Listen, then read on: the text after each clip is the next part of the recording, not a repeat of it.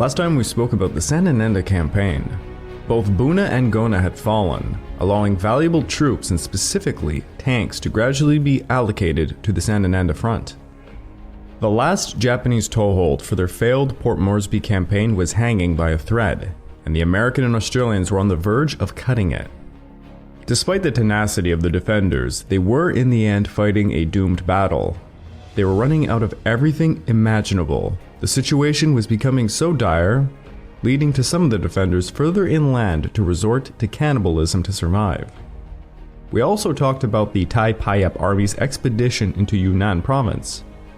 Phiu Bun sought a greater Thai kingdom, and his efforts were providing territorial gain, but at the same time he knew the Allies had stolen the initiative in the Pacific War. This led him to distance Thailand from its Japanese ally, hoping to break a deal with the Allies if possible. Today we are venturing back to Starvation Island. This episode is the battles of the Galloping Horse and the Seahorse.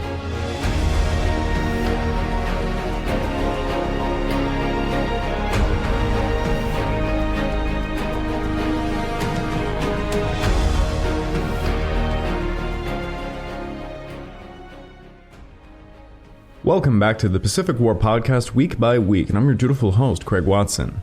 But before we can begin, I just want to remind you all that this podcast is only made possible through the efforts of Kings and Generals over at YouTube. Perhaps you want to learn a bit more about World War II? Kings and Generals has an assortment of episodes on World War II and much, much more, so go give them a look over at YouTube. So please, subscribe to Kings and Generals over at YouTube and continue to help us produce this content by checking out www.patreon.com/kingsandgenerals. And hey, don't forget about our sister podcast over at the Age of Conquest, the Fall and Rise of China podcast, written and narrated by me.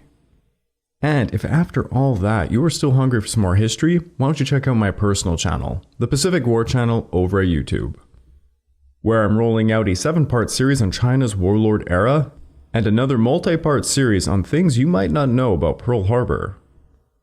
And just a reminder, if there is any subjects you really want to hear about but it doesn't fit this podcast because of the format, let me know by leaving comments on any of my YouTube videos, or you can catch me over at the Kings and Generals Discord server. I am soon making a Patreon account, and I hope to make exclusive content based on subjects you really want to hear about, so if that's interesting to you, please stay tuned.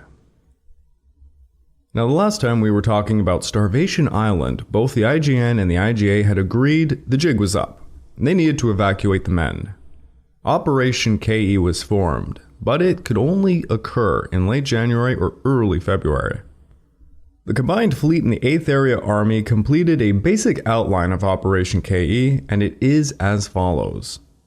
By January the 14th, one infantry battalion would become a rear guard as provisions were stockpiled on Guadalcanal until January the 15th. The 17th Army would begin a phased withdrawal to the western end of the island, aiming to be there for about January the 25th. Meanwhile, the IJA and the IJN would complete their airfield development program to initiate an air superiority campaign by January the 28th. The Russell Islands would be secured as a staging area. There would be 3 lifts on the evacuation using destroyers and landing craft en route for the Russells, where they would continue to withdraw. Submarines would be employed to grab all those who failed to get aboard the destroyers and the landing craft. The target date for completion of Operation KE was set for February the 10th. To pull this massive Dunkirk-like withdrawal off, the Japanese devised an elaborate series of feints to keep the Americans guessing as to what they were doing. They would step up radio traffic in Java, perform a night raid against Port Darwin, the heavy cruiser Tone would perform a diversion operation east of the Marshalls, and submarines would be employed to shell Canton Island. Now, there was a ton of internal fighting about Operation KE. For one thing, the IJA believed the use of landing craft and submarines was some sort of facade, masking an intent to jettison the 17th Army men. To brutally summarize that further, the IJA literally thought the IJN were planning on throwing their men overboard. Yes, this is a real thing. The truth of the matter was, as you probably would think, the IJN was literally scrapping the bottom of the barrel as to what they could commit to the operation. Valuable destroyers were being risked. Again, As I keep using the same metaphor, Japan was a starving person eating their limbs to survive another day. On January the 11th, the 8th Area Army performed a war game of the evacuation plan, and it illuminated certain problems. General Imamura estimated the loss of half the destroyers committed to Operation KE, while Commander Watanabe had a more optimistic view, believing 80% of the 17th Army survivors would be extracted from Guadalcanal. Admiral Yamamoto hid his personal views. He estimated that about a third of the 17th Army would be saved at a price of about half the destroyers used. And Yamamoto, he was a gambling man. And, just for an example, as for an exclusive Patreon episode, right there, Admiral Yamamoto and his gambling. That would make for a really interesting one, talking about what he did outside of the war, because my God, he was a prolific gambler. He actually wanted to open up his own casino in Monte Cristo. And that's not an exaggeration, he really sought to do this. And maybe even talk about the stories of him chasing a certain geisha. But anyways, I desist. The amount of naval, air, and ground forces available in the Solomons weighed heavily on the commanders, adding to their pessimism. Admiral Yamamoto retained the two super battleships Yamato and Musashi, and the large carrier Zukaku at Truk. He detailed 4 heavy cruisers, battleships Kongo and Haruna, the carriers Junyo and Zoyo, to Kondo's advance force participating in the operation. Destroyer Squadron No. 2, consisting of 9 destroyers, would be a screen alongside the light cruiser Jinsu.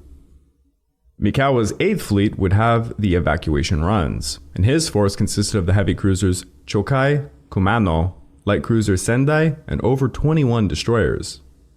On the other side of the coin, Admiral Nimitz had no big gun units in reserve when it came to the Pacific now. What was available was carriers Enterprise and Saratoga, 3 battleships, 13 cruisers, and 45 destroyers. Rear Admiral Aubrey Fitch was the commander of aircraft in the South Pacific, but the next level of command fell onto Brigadier General Nathan Twining. Nathan had been given the newly created 13th Army Air Force, consisting of the worn-out 11th, the 5th bomb groups of 8 B-17 squadrons, 2 squadrons of B-26s, 4 fighter squadrons of P-39s, 1 squadron of P-38s, and another of P-40s, alongside reconnaissance squadrons of F-5As and transport squadrons of C-47Ss.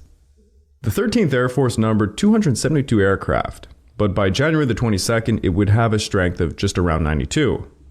There was also Marine Brigadier General Francis McCulney, commanding both the 2nd Marine Air Wing and the Cactus Air Force. By January the 28th, 423 land-based, Navy and Marine aircraft were assigned under him for the South Pacific. Guadalcanal held about 81 of these aircraft, with another 195 sitting on Espiritu Santo. The other 147 were scattered around the South Pacific. To say the Americans had a lot of planes is an understatement. A rough estimate of the effective number of land-based aircraft ready to pounce on Operation KE when it began was at around 200. Enterprise and Saratoga added another 161, and 6 other escort carriers another 178, to make a grand total of 539 aircraft. Yikes. The 11th Air Fleet at Rabaul, alongside the 6th Air Division of the IGA Air Force, projected a commitment of 100 IGA and 212 IGN aircraft, including 182 fighters. Alongside this, Zoikaku held another 64. Thus, their land-based strength was around 376 alongside 60 float planes from the R-Area Air Force, making a grand total of 436 aircraft.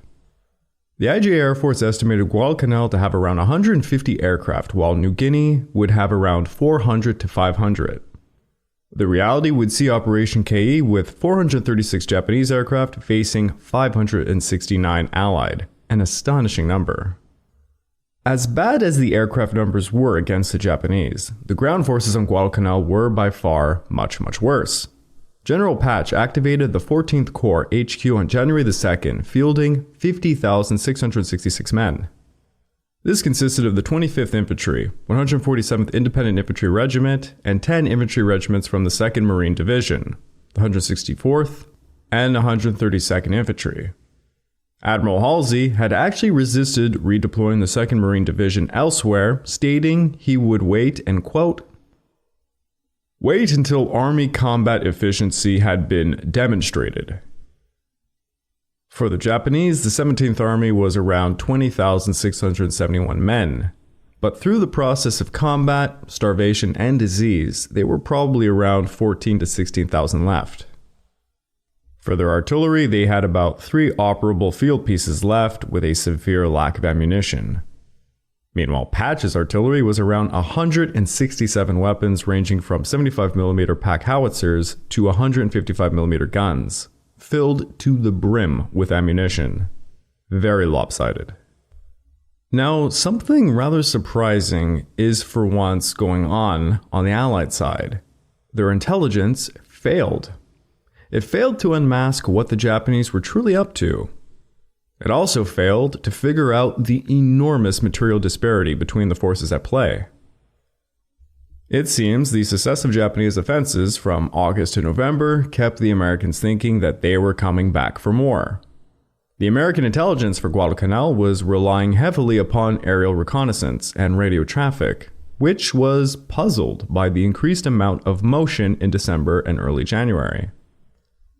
They were predicting a new Japanese offensive was coming at any moment. Thus, all the Japanese feints were working.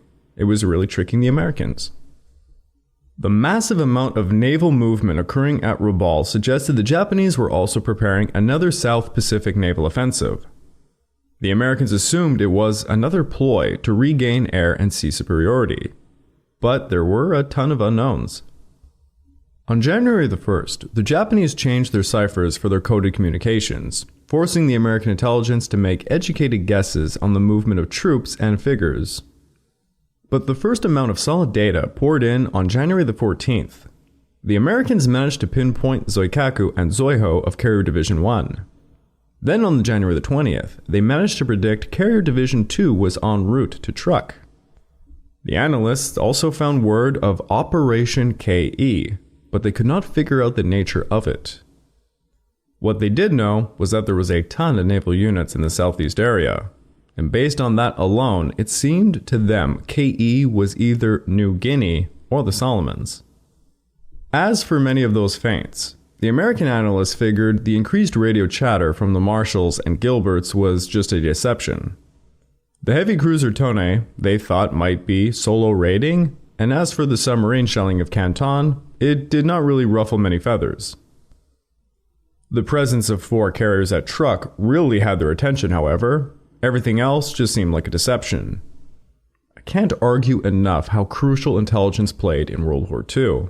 It's simply fascinating, and it's a subsection of history that gets glossed over quite a lot. Imagine being the quote-unquote pencil pushers working tirelessly to figure out where exactly some warship was in the Pacific Ocean at all times. It's crazy to think about. Now, during the 3rd week of January, there emerged more and more indications of a major operation cooking up in the South Pacific. They expected the oven to ding at the end of the month. On January the 26th, the SINCPAC intelligence announced the initiation of an unknown Japanese offensive, which was KE. They pointed out that it was either going to be towards New Guinea or the Solomons as the target, and the concentration of massive forces at Truk included the combined 2nd, 3rd, and 4th Fleets, the Submarine Command, and both Carriers Division 1 and 2. Given that information, Admiral Halsey and General Patch began to devise their tactical operations. Now, while all of this crazy concentration of IJN forces was going on, the Tokyo Express was also resumed. Despite the terrible success rate of the drum method in December, the Japanese refined the technique further and, well, they tried again. They wrapped Kapok around the drums now so they would not sink when strafed, and the destroyers would deploy army officers with small landing craft to guarantee the ropes attached to the drums would make it to the shore parties. On December the 30th, the 8th Fleet tossed 10 destroyers for the, quote, resumption of the reinforcement. This is what it was officially called, but in reality it was just resupply runs. The IJN expected the Americans to pounce upon the run fiercely and braced accordingly. The run had a screen of 5 destroyers fitted with an extra pair of 13mm machine guns to shoot at any of those PT boats that might pounce on them. The R Area Air Force also provided reconnaissance and protection, while the 11th Air Fleet would night bomb the American airfields and provide daylight fighter cover. Rear Admiral Tomoji Koyanagi commanded the reinforcement unit of 10 destroyers departing Shortland on January 2nd, bound for Cape Esperance with much-needed food and ammunition. 5 B-17s and P-38s en route to Boone came across them and bombed them without any success at about 2:15 p.m. While they missed the ships, they were able to raise the alarm, and by 6 p.m., 9 Dauntless, 4 Wildcats, and 5 P-38s intercepted the unit. Koyanagi had his vessels swerve as best as they could, but the Susukaze sustained damage from a near miss and had to turn back with one sister destroyer as an escort. After this, Koyanagi's force faced a squadron of float planes and 11 PT boats. In the end, the 17th Army was happy to report 540 drums and 250 rubber bags of supplies were recovered. It was around 5 days' worth of supply. Meanwhile, the Japanese offensive efforts and airfield construction activities seemed to point towards the importance of Munda, prompting Admiral Halsey to order a surface ship bombardment. He synchronized it alongside a large troop transport of reinforcements for Guadalcanal on January the 4th. 7 transports bearing the last echelon of the 25th Division departed Noumea on January the 1st, supported by Task Force 64 commanded by Admiral Lee and Task Force 67 commanded by Rear Admiral Walden Ainsworth. They unloaded 2,000 men as 4 cruisers and 3 destroyers shelled Munda with over 4,000 shells. It took Munda around 2 hours to repair the damage. 10 buildings were hit and 31 men were killed or wounded. As a reprisal, the R Area Air Force and the 11th Air Fleet tossed 14 Zeros and 4 Vals against the American task force. The Vals landed a 550-pound bomb on the Achilles, knocking out her turret number 3, killing 6 men and wounding another 7. Koyanagi led another sortie with 8 destroyers on January the 10th. This time he was intercepted by 9 PT boats alerted by the Coast Watchers. The Hayatsukaze was hit by a torpedo from PT-112, killing 8 and wounding 23 men, but she managed to continue her run. The 17th Army on the 11th reported that they recovered 250 drums and 30 tons of provisions and ammunition. Now on the ground of Starvation Island, General Patch instructed his men for the first phase of what was going to be a grand mop-up operation of Guadalcanal. His intelligence had a general idea of the Japanese positions, but nothing too specific. The intelligence had little to no idea of the plight of the 17th Army when it came to their provisional situation. It was a huge oversight, honestly. To kind of give a summary, for a long time, the intelligence on Guadalcanal was indicating nothing less than the Japanese were on the verge of commencing another huge operation. But of course, as we all know, this was the opposite. They were in fact forming a large retreat. But alongside this, the Americans had little to no information on the reality of the plight of the Japanese. They had no idea that they were starving, really low on ammunition and such. So when they made any of their plans, they just expected the enemy to be provisioned. If they had known the true state of the provisions, they probably would have just charged and run over the Japanese. But instead, they played it cautiously and conservatively, as anyone would. Aerial reconnaissance was mostly what General Patch had to go on, and this led him to declare a line extending south from the beach across Hill 53 and around 3,000 yards west of the position of his 14th Corps as their next objective. In the northern half of the Corps' front, the 2nd Marine Division would push west along the shore, while the 25th Division would take all that was northwest of the Matanikau. The 25th Division would also have the job of having to dispose of the Gifu. The Gifu, located in the Mount Austin area, was southeast of the Matanikau, where hills 44 and 43 made up what is called the Seahorse. Between the southwest and the northwest fork of those were a much larger bare hill named the Galloping Horse. Major General Lawton Collins commanded the 25th Division. He was 45 years old from Louisiana, and he had been soldiering for 25 years, but without much real battle experience. He devised a plan that was both simple and sophisticated for the job. The 27th Infantry Regiment would contain the Gifu with a single battalion, while the other 2 enveloped the Seahorse from the south. Then the 27th Infantry would push south from Hill 53, known as the Horse's Head, to meet up with the 35th Infantry moving west from Hill 43. These maneuvers would create 3 large pockets that could be reduced at a general pace. Now, to sustain all of this required some heavy-duty logistics, which the U.S. Army had. As the U.S. Army dug further inland, they began building up paths and roads, and soon each infantry regiment had its own trails, albeit only hospitable to jeeps. They had a unique way of getting supplies to the front lines. It was a combination of soldiers, native carriers, hand-carrying, and human-powered boats and barge flotillas going up the Guadalcanal. Engineers had built up elevated cable trolleys that were lifting supplies and lowering wounded men over steep parts. Alongside this, B-17s would drop supplies, and by drop, I mean literally upon the 35th Infantry Battalions who were deeper in the interior. On January the 6th, the 17th Army alerted Rabaul that the Americans were unleashing a new offensive. To meet this offensive, it seems the Japanese were grasping at straws. According to Colonel Konema, the defensive plan was simply for each unit to stand unflinchingly at its post. The Americans would naturally infiltrate many of the gaps in their lines, but once both forces became intermingled, the Americans would not be able to exploit their major advantage, that of firepower. At night, the Japanese could try to hinder the American supply efforts to their most frontal units. The idea was simply to prolong the Americans as long as possible, as the 17th Army on Guadalcanal was expecting reinforcements, because do remember, no one had told them yet about the withdrawal. The 27th Infantry marching up the Galloping Horse resembled ants crawling up a hill. Colonel William McCulloch ordered the 1st Battalion commanded by Lieutenant Colonel Claude Journey to move up Hill 66, while the 3rd Battalion led by Lieutenant Colonel George Bush marched towards the Horse's Head from Hill 55. The Marines reported that a very well dug-in Japanese position was found at the waterhole in the valley between the 1st Battalion 27th Infantry and its objective, Hill 57. Thus, this area was subjected to a lot of American firepower. On January the 10th, 6 battalions of guns tossed 92.5 tons of shells at the waterhole for over 25 minutes. Then Dauntless came, dropping another 3 dozen 325-pound depth charges. The 1st Battalion took Hill 57 after what they called very little resistance from 3 machine guns.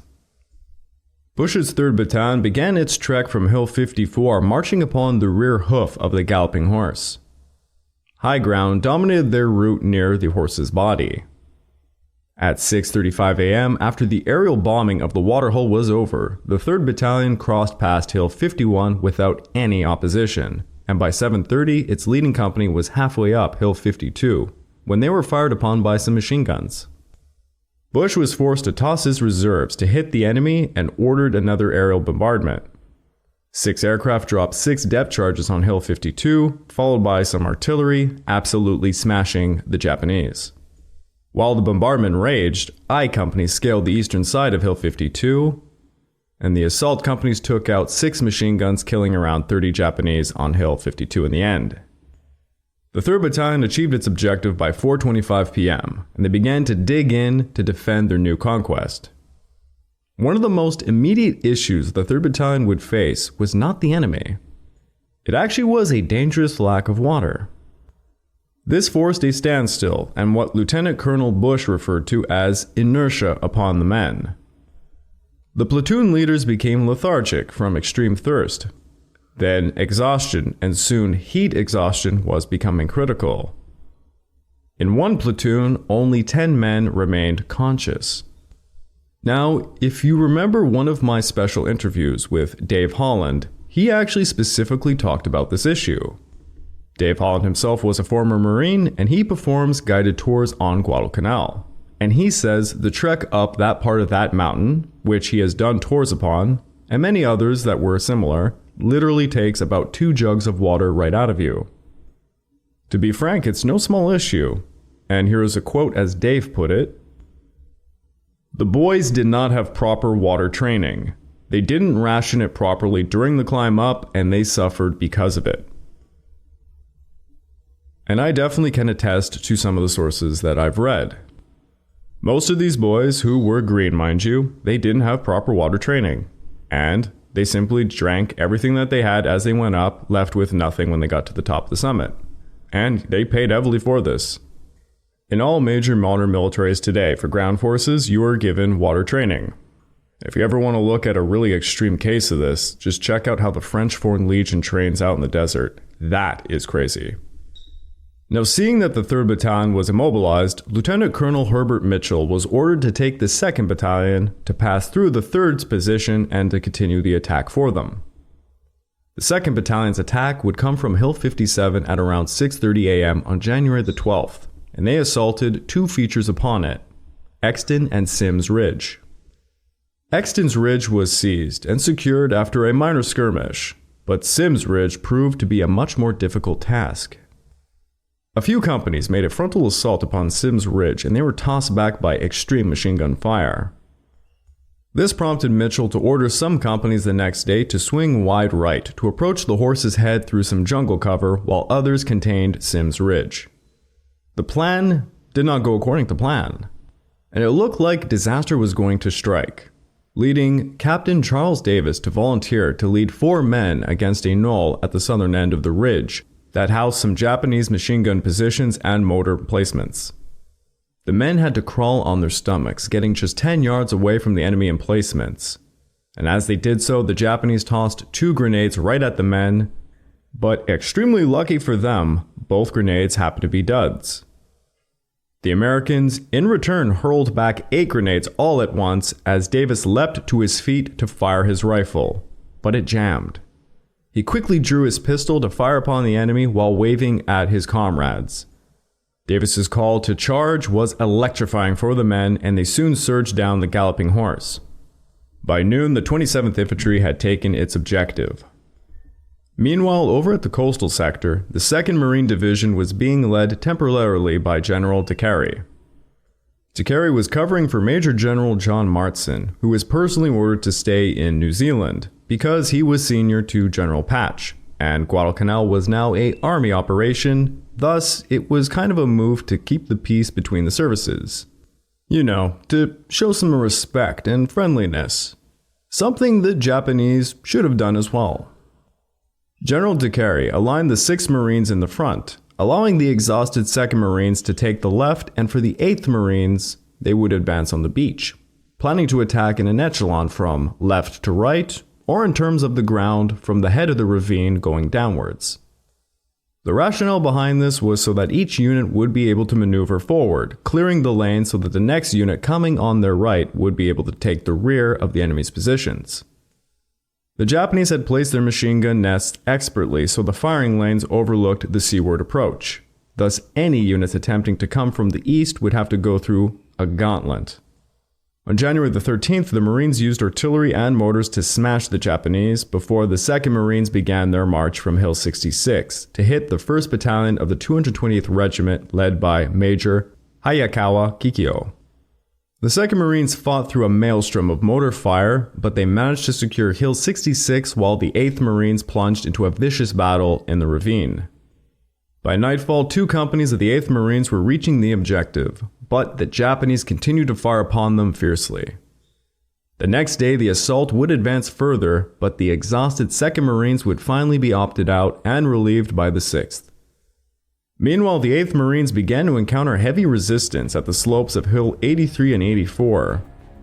Over on the coast, tanks supported the attack, but they were failing to neutralize the Japanese positions. To the left, the 6th Marines began to press north into the flank of the Japanese facing the 8th Marines. This prompted General Maruyama to order Colonel Tamika Harukazu to lead a withdrawal of the men around 1,300 yards to reserve positions. Some soldiers from the 4th and 16th Regiments managed to withdraw by the 16th, but the rest were being trapped by the 6th Marines pressing into their flank from the north. On January the 17th, one Japanese officer noted, "The American bombardment became fiercer and fiercer, and the company area was riddled with craters like a bee's nest." Eventually, the 6 Marines finished their drive, reaching the beach as the 8th Marines cleared out the ravines. By the 18th, the Sendai Division, counting around 3,700 mouths to feed, and the 4th and 16th Infantry Regiments, who bore the brunt of the enemy's attack, had around 80 men apiece.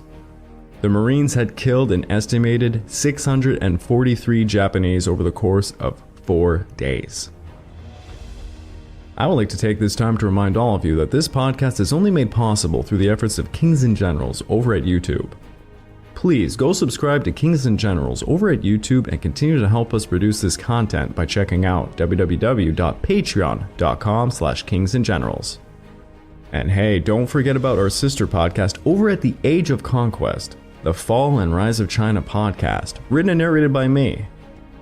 And if after all that you are still hungry for some more history, why don't you check out my personal channel, the Pacific War channel over at YouTube, where I'm rolling out a 7-part series on China's warlord era and a multi-part series on things you might not know about the attack on Pearl Harbor. And, as always, just another reminder, if there are subjects you would like me to tackle that can't be hit on this podcast or the Age of Conquest podcast, just let me know by commenting on any of my YouTube videos, or you can catch me over at the Kings and Generals Discord. I am creating a Patreon account and I hope to make some exclusive content to hit those specific subjects, so just let me know. The campaigns to take the Galloping Horse, the Seahorse, and push further west of the Matanikaw were causing massive casualties upon the starving Japanese. All efforts were being made to get the Japanese off the island, but both the Americans and now the IGN were in desperation.